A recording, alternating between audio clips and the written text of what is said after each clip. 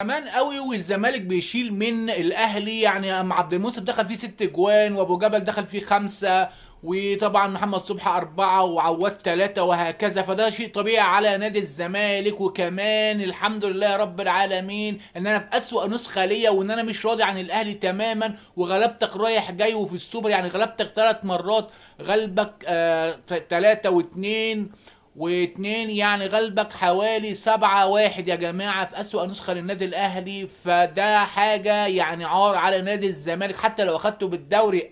يا أخوكم هيثم كارو سلماني. صلوا على النبي محمد صلى الله عليه وسلم. عجبك الفيديو دوس لايك بقى، مش هتخسر أي شيء. أصحابنا في التيك توك خشوا على اللينك بتاع اليوتيوب واشتركوا معانا في قناة اليوتيوب. وكمان اليوتيوب قال إن اشتراك في القناة مجانا، ولو حبيت يخلي غيرك بأمر الخير هيجيلك كده كده. اشتركوا معانا في قناة اليوتيوب. طبعا النادي الأهلي غلب نادي الزمالك 3-0 مع الرأفة في ماتش. صراحة يعني رجالة النادي الأهلي أثبتوا إن هم رجالة، لكن إحنا كجمهور مش راضيين عنهم طول السيزون. وطبعا يعني طبيعي طبعا ان يسرب المفروض من قديم الازل قلنا ان كان بن شرقي هو اللي يلعب مهاجم، ولعب فعلا مهاجم. وقد كان يعني جاب جونين وعمل اسيست وجونين. صباح الروقان يا بن شرقي. الولد ده يا جماعه عنده تالنت فظيع، وكل لعيبه الاهلي يعني الكواليتي بتاعها حلو. لكن في حاجه غريبه السيزون ده، مفيش بركه. الناس بتبص لبعضها في السالري، او المرتبي اعلى من مرتبك، وانا باخد اجري اعلى من اجرك. فده سبب عدم البركه والتوفيق.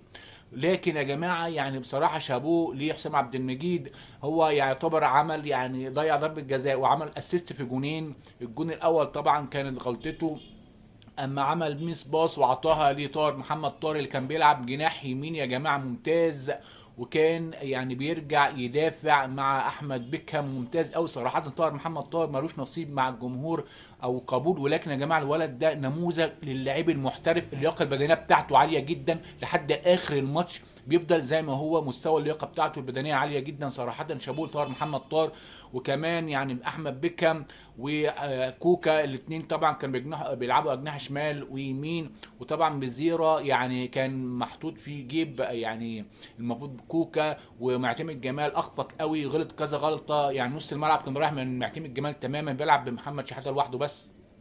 لكن نص الملعب في النادي الاهلي لعب بطريقه حلوه قوي. لعب ب 4-3-3 وغير الطريقه 4-2-3-1. طبعا يعني خلى مروان عطيه مسمار في وسط الملعب بيلعب ب6-1 بس، وخلى قصاده حسين الشحات وامام عاشور. ده اللي فرق معانا جدا. لكن هناك وسط الملعب بتاع معتمد جمال كان ضايع. محمد شحات بيلعب لوحده، وعبد الله السعيد دون المستوى، والباشا خارج وزعلان قوي وغضبان. انت اتعمل عليك اللقطه والجلاشه.